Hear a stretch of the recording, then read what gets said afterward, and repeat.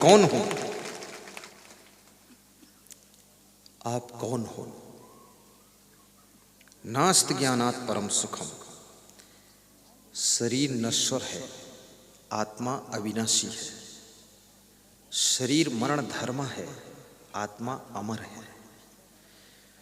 शरीर का जन्म होता है, आत्मा का जन्म नहीं होता है।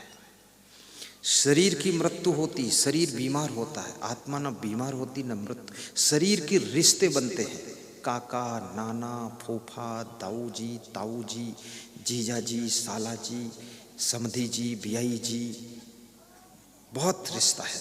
साली, साला, डेढ़ साला, डबल साला, ये सब बहुत है। ससुर, ससुराल, सासू जी सा, ससुरा जी सा, दामाद, जमाई, दमादम मस्त कलंदर, जमाई का पहला नंबर, ये सब रिश्ते, ये सब शरीर के रिश्ते हैं। शरीर मरा कि रिश्ता मरा।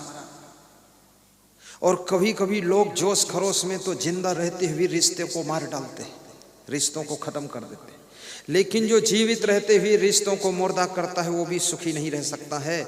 याद रखना, जीवित रहो तब तक रिश्तों को रिश्ता बनाकर रखो, और जो रिश्ता को रिश्ता बनाकर रख सकता है वही फरिश्ता की यात्रा कर सकता है। जो रिश्ता में ही टूट गया वो फरिश्ता की राह पर कैसे जा सकता है। इसलिए आपके जो पिताजी हैं उनका ऐसा सम्मान करो। पिता को पिता ही समझो, माँ को माँ समझो, माँ से कभी आंख मत गुरेरना, पिताजी से कभी बस। बेटे को बेटा रूप में समझो। कितने लोग कहते हैं हम बहू को बेटी समझते हैं, गलत समझ रहे हो। क्यों बेटी समझ रहे हो? बहू को बहू समझो। तुम्हारे बेटी, साइकिल को मोटरसाइकिल समझ लोगे थोड़े हो जाएगी मोटरसाइकिल। हाँ, गलत समझ रहे हो आप। जो जैसी चीज उसको वो पहुंचो। अब तुम कहो साधु को हम ससुर समझते हैं, से ससुर थोड़े है साधु वो तो साधु ही है। हाँ, बेटी को बेटी, बहू को बहू। जब तुम कहोगे कि हम बहू को बेटी की तरह मानते हैं तो बेटी तुमसे नाराज होगी कि बहू को बेटी मान लिया, फिर बेटी को क्या माना है? बेटी बेटी है, बहू बहू है, सासू सासू है, साली साली है, जीजा जीजा है। जो जो है रिश्ता में उसको उसी रिश्ते से आप टैकल कीजिए। उसको बेटी मानने की जरूरत नहीं। बेटी को तुम थप्पड़ भी मार सकते हो, बेटी को डांट भी सकते हो, बेटी को फटकार भी सकते हो, लेकिन बहू को नहीं ऐसा कर सकते हो। अगर बहू को ऐसा कर दिया तो बहू कुहू कुहू करेगी। हाँ, बहुत खतरा खड़ा करेगी। हाँ, बहुत, मैं जानता हूं इसका हाल।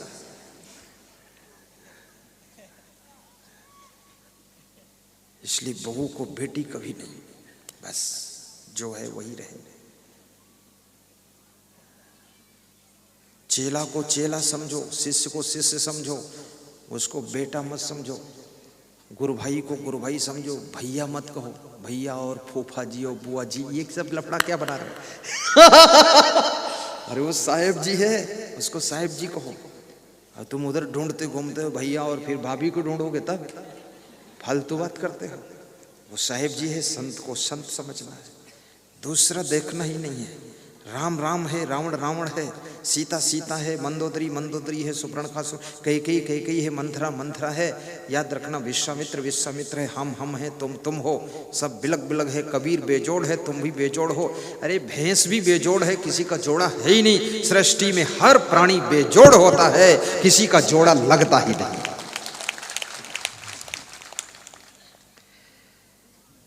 ऐसा समझना है। आनंद आ गई। तो आत्मा का ज्ञान बता रहा हूं, थोड़ी देर बताऊंगा, क्योंकि आत्मा के ज्ञान में ज्यादातर लोग सो जाते हैं। खतरा यही है, ज्यादा डीप में जाओ तो ये सोते हैं, और ज्यादा ऊपर रहो तो ये कुछ कहते हैं कि गहरे में नहीं गए, और गहरे में जाओ तो सो जाते हैं, उथले में रहो तो शिकायत करते हैं। बड़ा लफड़ा हमारी जिंदगी में भी है। तो मैं कभी कभी गहरे में जाता हूँ, फिर उथले में आता हूँ, इधर उधर तुमको हिलाता डुलाता रहता हूँ। हाँ, इसलिए सत्संग को पैतरा बदलता रहता हूँ, जैसे कबड्डी में पाली बदल जाती है, इसे पाली बदल देता हूं। तो आत्मज्ञान को समझो। आत्मा ये स्त्री भी नहीं है, आत्मा लड़की नहीं होता है, आत्मा लड़का भी नहीं, आत्मा पुरुष भी नहीं है, आत्मा किसी का नाना फूफा साला भी नहीं है। आत्मा से किसी जीव का नात न काहू से जानो, इसका किसी से नाता रिश्ता नहीं। आत्मा किसी से मोह रखता भी नहीं है। ये तुरंत शरीर मरा के निकल पड़ता है और फिर दूसरे घर में भी जन्म ले लेता है। गुजरात की आत्मा, यदि मरते समय तुमने हमको याद कर लिया और ऐसा याद किया कि नेपाल बॉर्डर से साहब आए थे, उसी समय ध्यान बना और शरीर झटके से छूट गया, तो उसी नेपाल बॉर्डर पर जन्म हो जाएगा। इसलिए याद मत करना। क्या याद करना? मरते समय पाठ को याद करना कि पाठ में सत्संग हो रहा है, गुरुजी प्रवचन कर रहे हैं, सब सुन रहे हैं, तो सत्संगी के घर में तुम्हारा जन्म हो जाएगा। इसको याद करना। क्योंकि नेपाल बॉर्डर पर जन्म लेकर क्या करोगे? उधर भी अलग लफड़ा रहता है, इधर ज़्यादा ठीक है। अब मैं तो अगली बार मरूंगा ना, तो न उधर जन्म लूंगा, फिर किधर जन्म लूंगा, इधर जन्म लूंगा, इधर भी नहीं लूंगा, कहीं भी नहीं लूंगा, बस मुक्ति हो जाए, ठीक, मोक्ष। इधर भी जन्म लेकर क्या करोगे? मैं क्या करूंगा जन्म लेकर? इधर भी तो फिर प्रवचन करना पड़ेगा हमको। फिर वो पकड़ लाएगा सुभाष भाई ढूंढ के, कर्म भाई छोड़ेगा नहीं कि सारा कर्म अदा करो तुम। इसलिए मोक्ष प्राप्त करना है हमको, लेकिन तुमको भी फिर आना पड़ेगा, तुमको आना पड़ेगा। धीरे धीरे तुम्हारा भी होगा। सब उसी लाइन में लगे, क्यू में लगे हैं, मोक्ष के क्यू में लग गए हैं। धीरे धीरे रे मना धीरे सब कुछ होए, माली सींचे सौ घड़ा ऋतु आए फल होए। सनहि कंथा सनहि पंथा सनहि पर्वत लंघनम सनहि वित्तम सनहि चित्तम पंच एतानी सनहि सनहि। धीरे धीरे पहाड़ को चढ़ते चढ़ते धीरे धीरे मनुष्य पहाड़ को लांघ जाता है। शनहि कंथा, गुदड़ी धीरे धीरे सिलते सिलते सुई धागे से महिलाएं एक दिन गुदड़ी सिलकर रेडी कर देती है। शनहि पंथा, रास्ता चलते चलते धीरे धीरे मनुष्य गुजरात से राजस्थान पहुंच जाता है, पाट से द्वारिका पहुंच जाता है, पाट से कबीर धाम मुस्तफाबाद नेपाल बॉर्डर पहुंच जाता है। नेपाल की तलहटी पर आश्रम है, बहुत सुंदर रमणीक आश्रम है। मैंने नहीं बनाया है, मेरा उसमें कुछ भी नहीं है। नहीं, मेरा सब कुछ आश्रम तो है, पर बनाया कुछ नहीं। मेरे गुरु श्री क्षमादेव महाराज ने उसको बनाया है। पूज्य श्री गुरुमन देव जी ने बनाया, पूज्य श्री यमान देव ने बनाया है। वो 3 संतों ने उसको बनाया है। आज उनकी उम्र 99 साल है, 92 साल है, 85 साल है। वो संतों ने बनाया, अभी हैं वो सब, उसको संचालित कर रहे हैं, तंदुरुस्त है। हम तो उसमें आराम से रहे हैं, बस किस्मत थी, ईंट पत्थर ढोने ही नहीं पड़ा, आराम से रहो। 32 साल से रह रहा हूं, कुछ नहीं करना पड़ा। दूध की व्यवस्था भी है, आटा दाल चावल का कारखाना भी है, आम के बगीचे भी हैं, लीची के पेड़ भी है, नींबू भी लगा हुआ है, जामफल भी लगा हुआ है। आराम से तोड़ कर खाओ। ट्रकों आम फल होता है वहाँ आश्रम में। बहुत बड़ी जगह है, 60 एकड़ भूमि भी है, सरोवर भी है, प्रबल आश्रम बना दिया। और हमने उसमें धेला भर कुछ नहीं किया, बस जय बजरंग बली बोलो, एक गिलास दूध पी लो। बस ये सब आनंद करते वहाँ संत लोग। ये सब इसीलिए तो खुश रहते, ये सोचते रहते कब कबीर धाम जाऊं, एक एक भैंस का दूध एक एक साधु पी जाए। हाँ, पूरा वहाँ कुछ नहीं हमारा और काम नहीं रहता। वहाँ गुरुजी हमारे बहुत अलर्ट रहते हैं। अभी 99 साल की उम्र में संचालन कर रहे हैं। अभी उनसे हम दर्शन करके आए, मिल करके तो बोल रहे थे, अरे हम कोई अभी कमजोर हैं क्या? तो मैंने कहा कौन कहता कमजोर? बोले कोई समझ न ले कमजोर, अभी ताकत है बहुत। तो हमने कहा 99 साल में अभी उनको चश्मा भी नहीं लगता है, उनके दांत नहीं गिरे, वो चना चबाते 99 साल में। किताबें पढ़ते हैं, लिखते भी हैं, भी हाथ भी नहीं हिलता उनका, और प्रवचन सुनाते हैं 5-5 घंटे। अभी वो जो भक्त पहुंच जाए दर्शन देते हैं 8-8 घंटे तक। बहुत जबरदस्त स्टेमिना पावर उनके पास है, और ये मेरा भाग्य है। और फिर मेरे जिस शिष्य लोग ये, अब मेरी जिंदगी बड़ी मजेदार है। शायद इस पंथ में सबसे सुखी आदमी मैं हूं संतों में, क्योंकि गुरु भी स्ट्रिक्ट है, अभी ताकतवर पूरा, और गुरु भाई भी ताकतवर, और फिर हमारा चेला वो भी बहुत ताकतवर। ये सब चेला तो ये भी ताल ठोंक कर बोलता है आपको कमरे से नहीं निकलना है। तो मैंने कहा बिल्कुल नहीं निकलूंगा, दरवाजा बंद करो। बोलता सारी सगवड़ अरेंजमेंट मैं करूंगा। तो मैंने कहा वेरी गुड, बहुत अच्छा है, सब मैनेजमेंट करते हैं। तो जो आदमी सब तरफ से निश्चिंत हो, सुखी हो, लोग सोचते ये क्यों हंसते हैं? हंसता इसीलिए हूं, कोई लोड ही नहीं, कोई लोड वोट नहीं, बस खुश रहो। बस संभालने वालों को मैं संभालता हूं। क्या करता हूं? गुरुदेव का भी ध्यान रखता हूं मैं, गुरुमन देव का ध्यान रखता हूं, अमान देव का ध्यान रखता हूं, सब गुरु भाइयों का, सब शिष्यों का भी ध्यान रखता हूं। इनको संभालने की जिम्मेदारी रखता हूं, कोई संत को कोई तकलीफ ना हो। अगर आप अपना ट्रैक्टर संभाल लोगे तो खेत की जुताई तो ट्रैक्टर खेती बाड़ी खुद संभाल लेगा, और ट्रैक्टर कुआं में गिरा दोगे तो खेत आपका बिना जोता हुआ पड़ा रहेगा। इसलिए आप ट्रैक्टर संभालो तो ट्रैक्टर सब संभाल देगा। ऐसे अपने फैमिली के सदस्यों को संभाल लो तो फैमिली के सदस्य सारा कारोबार संभाल लेंगे, फिर आपको टेंशन कम रहेगी। इनको संभालना जरूरी होता है। संभालने वालों के लिए संसार स्वर्ग है, और जो खुद भी अपने को नहीं संभाल पाते, कोई दूसरों को क्या संभालेगा? पहले खुद को संभालना पड़ता है। जो खुद ही फिसले पड़े हुए हैं, खुद ही गिर पड़े हैं, खुद ही लड़खड़ा रहे हैं, और संभालना क्या है? सबसे पहले अपने मन को संभालो, अपनी इंद्रियों को संभालो, अपने विचारों को संभालो, अपने स्वभाव को संभालो, अपने चरित्र को संभालो, अपने कर्म को संभालो, अपने व्यवहार को संभालो, अपनी वाणी को संभालो। जिसने ये सब अपनी जिंदगी को संभाल लिया, याद रखना फिर वो दूसरे लोगों को भी संभालने की ताकत पा जाता है। इसलिए हनुमान चालीसा में लिखा है कि आपन तेज संहारो वापे, और तीनों लोग हाँकते कांपे। ये लिखा है कि नहीं लिखा? वहां ये नहीं लिखा है कि कुछ और संभालो। कहते हैं अपना तेज अगर संभाल सकते हो, अपने आप को संभाल सकते हो, तो तुम तीनों लोग संभाल सकते हो। और कबीर साहब भी कहते हैं, करु बहिया बला अपनी छाण वीरानी आस, और जाके आंगन नदिया बहे सो कस मरे प्यास।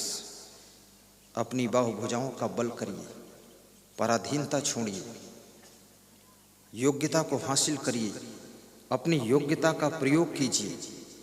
पहले तो योग्य बनिए, और योग्य बन गए तो उसका प्रयोग कीजिए।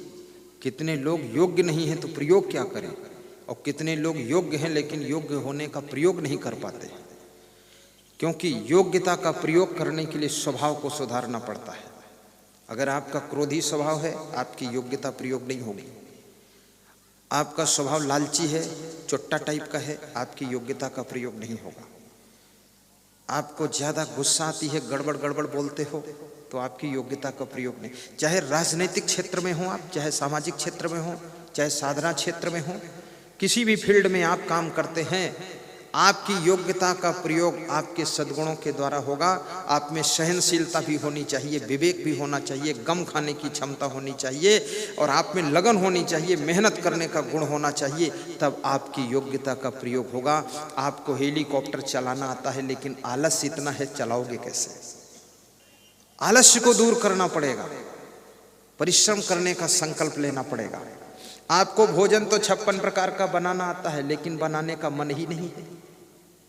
और अकेले थोड़े 56 प्रकार का भोजन बन जाएगा। 56 प्रकार का भोजन बनाने के लिए कम से कम 20 प्रकार के लोग साथ में सहयोगी चाहिए, और 20 प्रकार के जो लोग सहयोगी होंगे उनके साथ तालमेल बिठाने की कला भी चाहिए, उनकी थोड़ा गम भी खाने की कला चाहिए। क्योंकि कोई तेल गिरा देगा, कोई शक्कर उधर गिरा देगा, कोई थोड़ा सा लपसी बना के डाल देगा, तो ये सब गड़बड़ भी करेंगे, इनकी गलतियों को क्षमा भी करना पड़ेगा, और तब आप अपनी योग्यता का प्रयोग कर पाओगे। और जो व्यक्ति अपनी योग्यता का प्रयोग कर देता है वो उसका चमत्कार दुनिया में दिखाई देता है, और जिसका चमत्कार दिखता है दुनिया उसको नमस्कार करने लग जाती है, नमस्कार करने लग जाती है।